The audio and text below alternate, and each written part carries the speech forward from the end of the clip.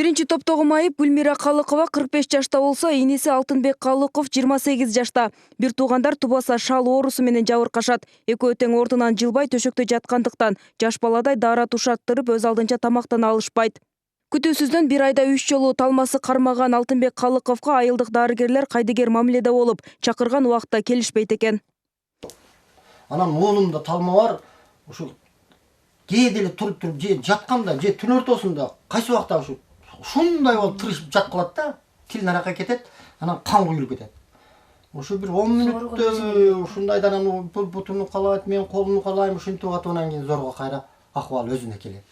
Көлдүк айылы райондун борборунан 60 чакырым алыс жайгашкандыктан балдары ооруп калганда ооруканага жеткирүү кыйынга турат дейт аксакал. Буга биринчиден өзүнүн унаасы жоктугу себеп болсо, экинчиден үйү тоонун түбүндө жайгашкандыктан чоң жолго чыгуу үчүн эле жарым чакырым басууга туура келет. Кызымдын тагдыры андай. Анан баламы вакуум менен төрөтүп алышкан экен.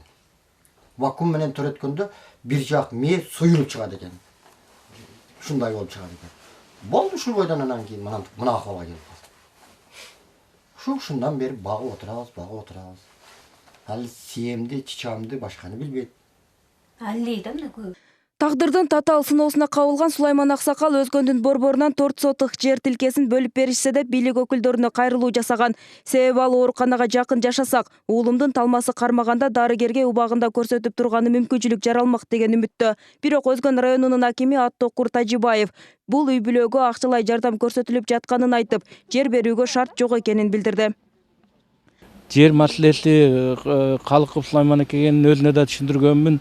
Калыков Сулайман эке сураган жерден жер маселеси жок болуп атат. Ал киши борбордон болсо, больницага жакыныраак жер болсо деп атат. Андай жерлер бүгүнкү күндө бардык мындай жерлер калбай калган. Биринчи топтогу 2 майып баласынын азабын тарткан аксакал инсульт оорусуна да чалдыккан. Ошондон улам Калыков тийиштүү тараптарга кайрылып, бирок тыянак чыкпагандыктан эми коомчулук жардам колун сунаарына ишеним артып турган чагы.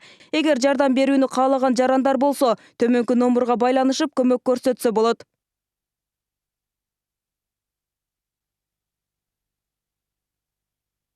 Алмаш Бараталиева, Кымбатбек Абдисамат уулу, Ынтымак.